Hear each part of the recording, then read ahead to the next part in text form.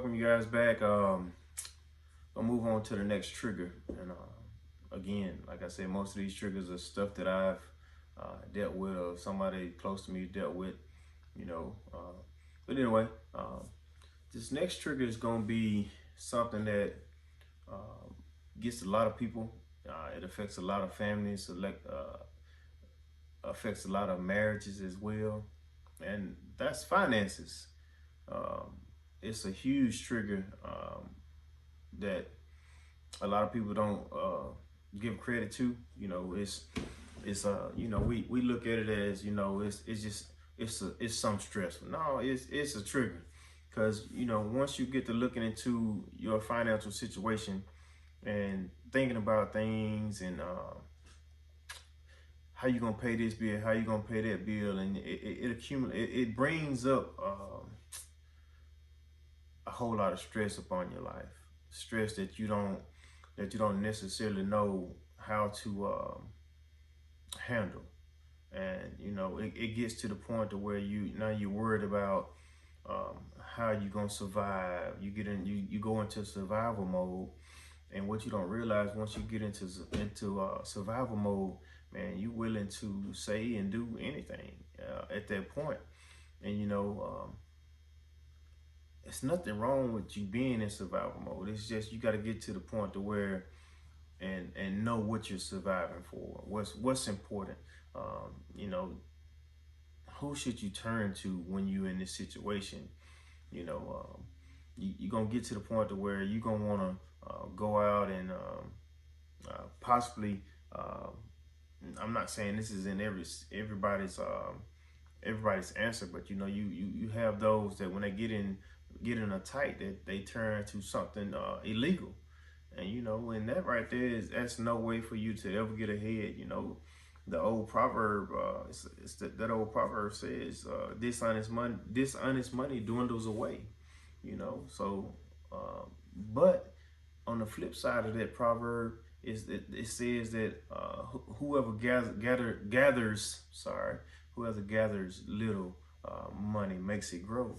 So it's okay for you to struggle as long as you, like we talked about in the last video, as long as you're going through those trials, as long as you're struggling, that you continue to rely on the Lord to supply everything that you need. So you can't get to the point to where you just willing to throw out everything that you've worked for just to try to pay that bill right there. God tells us not to worry about tomorrow. So, but if we would just put all our focus on Him, He will supply everything we need. That's what you got to get to. But on the flip side of that, I understand that life happens. And so you're going to run into some situations where you're not going to know what to do or who to turn to. And, if you married, my mom was very big on finances. She was, don't spend this money, don't spend that money, put your money back, save this, save that. And for that, I'm very thankful. It makes me very cautious on what I spend my money on. Not saying that I have a whole lot of money. That's definitely not the case. I'm in education. I mean, let's just be real.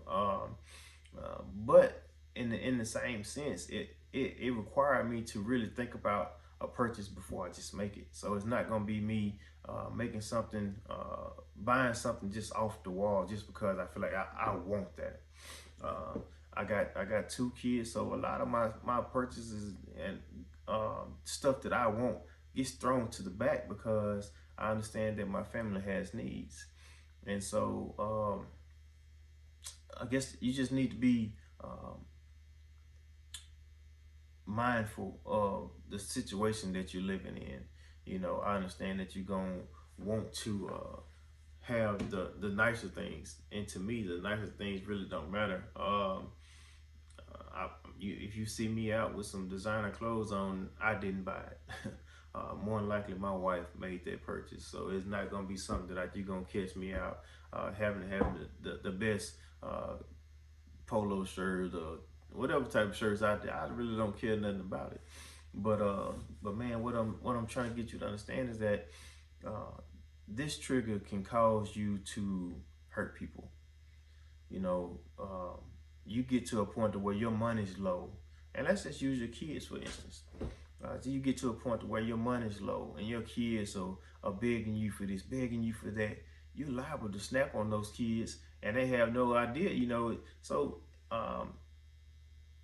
you gotta be to a point to where you understand uh, that your financial status has created a strain on your life to where you can cope with it or get help with it. You know, seek some counsel. Seek counsel, not just from the human form, but mainly from God. You know, you need to get in that Word and really just turn your situation over to Him, man. Because more likely you in that situation, uh, and He's waiting on you to turn to Him so He can bring you out of it. So that's what I would advise for anybody that's going through some type of financial situation. Uh, you know, especially if you're married. You know, married. That's mainly what my mom spoke on. You know, financial situations in marriage, man, you can cause any marriage to dissolve. You know, one spouse wants to spend on any and everything. One spouse wants to save.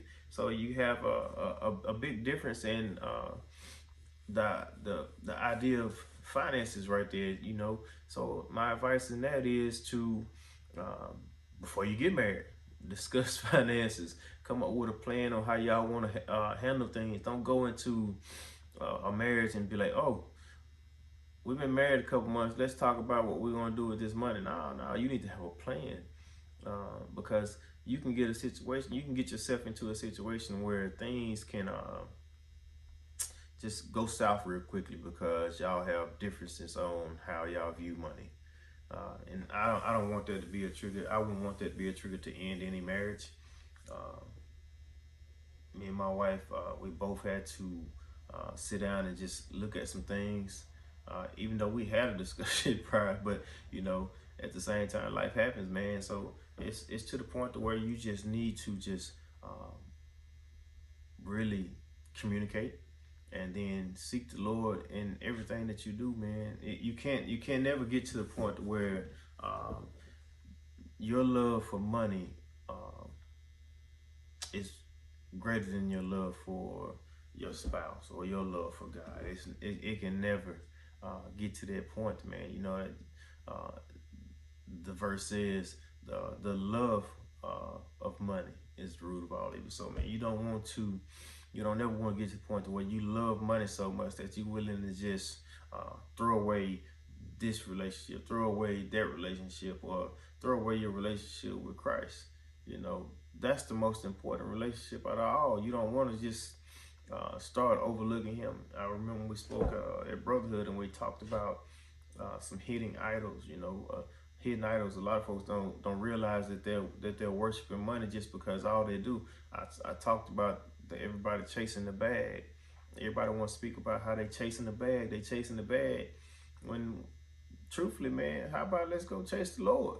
You know, you go chase Him, watch Him bless you with those bags. That way you ain't got to go chase them. You know, had a couple men talk about how God blessed them with jobs that they shouldn't even have based off qualification.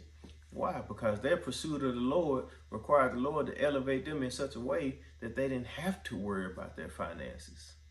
So that's what I'm saying, man. I don't want you walking around here stressing out about your finances. I want you chasing or pursuing your relationship with Christ. And in doing so, God's gonna elevate you, man. We spoke a bunch of times, and man, everybody used this verse in Jeremiah when He said He's got plans for you. He got plans for you to prosper. So that don't sound like a plan for you to be broke. So man, don't focus on so much money. Focus on your purpose and just your pursuit of Him, and watch and see don't your financial situation take a turn for the good. I said, you know, I'm not gonna keep you long in this video. This was just something that was on my mind real quick, and I thought I'd just touch on the financial trigger that can cause so many issues, and just want to try to just pick a little thought with you, just to see it, get you to think about it for a little bit. You might be someone that's going through a financial strain right now, and not knowing how you gonna get this money, get that money. So just looking at that, I got a verse or a couple verses in Matthew chapter 6 that I really want to just bring your attention to, because we focus on money. We're taught that we need to have money.